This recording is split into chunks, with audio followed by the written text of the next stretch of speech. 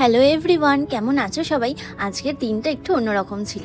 আজকে আমি, মা, পিসি আর আমার পাপাকে নিয়ে যাচ্ছিলাম ঘুরতে আমার এক জেঠু বাড়িতে। আমার জেঠু নতুন বাড়ি করেছে, তো সেই বাড়ির গৃহপ্রবেশ ছিল, সেখানেই আমাদের ইনভাইট ছিল। তো সেখানে যাচ্ছিলাম। আর অ্যাড্রেস আমরা কেউই জানি না, ফার্স্ট টাইম যাচ্ছিলাম, তাই অ্যাড্রেস বলে দিয়েছিল, ওই ম্যাপ দেখেই গেলাম। আর এখানে গিয়ে কিছুক্ষণ ওয়েট করেছিলাম, কারণ যেখানে গাড়িটা আমাদের নামিয়ে দিয়েছিল সেখান থেকে বাড়িটা একটু ভেতরে ছিল, তাই জেঠু আমাদের নিতে এসেছিল।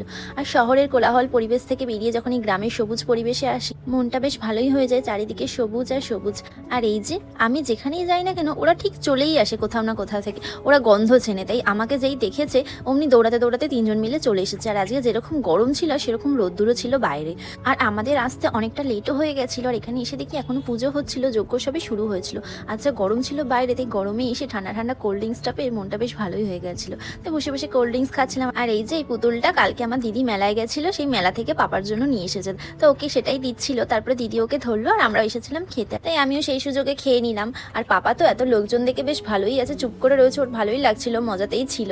আর খাওয়া দাওয়ার পরে মা বললো কি যে চল বাইরের গ্রামটা একটু ঘুরে দেখি, আশেপাশে চারিদিকটা কিরকম কি। তাই আমরা সবাই মিলে একটু ঘুরতে বেরিয়েছিলাম। আর এখানে এই খেজুর গাছটাতে কত খেজুর হয়েছিল, জায়গাটায় বেশ ছবিও ভালো উঠছিল, তাই এখানে দাঁড়িয়ে কটা ছবিও তুলছিলাম। আর আমার পাপা তো বাইরে ঘুরতে বেরোলে বেশ চুপচাপই থাকে, ও ঘুরে ঘুরে চারিদিকে দেখছিল। আর এখানে যেটা আমার বেশি ভালো লাগলো, চারিদিকে দুই ধার দিয়ে কি সুন্দর এই গাছগুলো হয়ে রয়েছে, কি নাম আমি জানি না ফুলগুলোর, কিন্তু ফুলগুলো দেখতে বেশ ভালোই লাগছিল। সূর্যমুখী ফুল গাছও অনেক ছিল।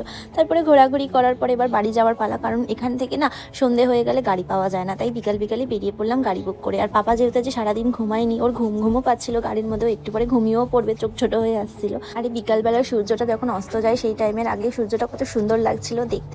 তো দেখতে দেখতেই অনেকটা পথ আমরা পেরিয়েও গেলাম। তো চলো, আজকের ভিডিওটা এইটুখানি ছিল। দেখা হচ্ছে তোমাদের সাথে পরের একটা ভিডিওতে। টাটা।